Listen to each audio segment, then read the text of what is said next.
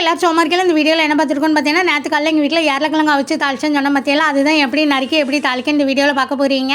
எனக்கு என்னமோ அந்த தோலை சீவி அந்த ஏரக்கிழங்கு நறுக்கிறது தான் பெரிய வேலையாக இருக்கும். நறுக்கிட்டேன்னா ஈஸியாக அதை அவிச்சு தாளிச்சிடலாம் பார்த்துக்கோங்க. எங்கள் அம்மாவும் இதே மாதிரி தான் செய்வாவோ. எங்கள் அம்மா இப்படி துண்டு துண்டாகவே வச்சு தாளிச்சிருவோ பார்த்துக்கோங்க. கரண்டியெல்லாம் மசிக்க மாட்டாவோ. எங்கள் சின்ன மாமியார் ஒருத்தவங்க வந்து பார்த்தீங்கன்னா கரண்டியெல்லாம் மசிச்சு இப்படி தான் செய்வாங்களோ. அவங்கக்கிட்ட நான் அப்படி சாப்பிட்டு பழகுனதுனால அந்த மாதிரியே நானும் செய்வேன் பார்த்துக்கோங்க. கரண்டியெல்லாம் மசிச்சு சாப்பிடுவேன். அது சாப்பிடாம நல்லாயிருக்கும். சிலது அப்படியே முழுசாக இருக்கும், சிலது குழஞ்சி போய் இருக்குமோ. அது சாப்பிட அவ்வளோ ருசியாக இருக்கும் பார்த்துக்கோங்க. எனக்கு இந்த ஏரக்கிழங்கை பார்த்தாலே எங்கள் ஸ்கூல் படிக்கும்போது ஸ்கூல் வாசலில் வந்து ஒரு ஆச்சி வச்சுருக்கோம் பார்த்துக்கோங்க. ஏரக்கிழங்கை அவிச்சு இந்த மாதிரி மஞ்சள் பொடி உப்பெல்லாம் போட்டு வச்சுருப்போம். 10 பைசா 15 பைசான்னு அந்த துண்டு சைஸை பொறுத்து அது சொல்லும் பார்த்துக்கோங்க. நான் வாங்கி திம்பேன். எங்கள் அம்மா 5 பைசா 10 பைசான்னு கொடுக்கும்.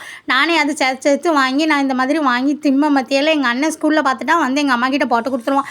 ஏம்மா வந்து ரோட்டு ஓரத்தில் வச்சுருக்க ஏரக்கிழங்கு வாங்கி திங்காமா அப்படின்ட்டு எங்கள் அம்மா வாரியலால் பூசை பண்ணும் பார்த்துக்கோங்க. ஓ அப்படி வாங்கி திம்பியா, உன்ட்ட கடையில் சாக்லேட் இந்த மாதிரி வாங்கி திங்க தானே கொடுக்க, ஆரஞ்சு மிட்டாய் அதெல்லாம் வாங்கி தின்னு, இதெல்லாம் வாங்கி திங்காதான் எங்கள் அம்மா ஏசம் பார்த்துக்கோங்க.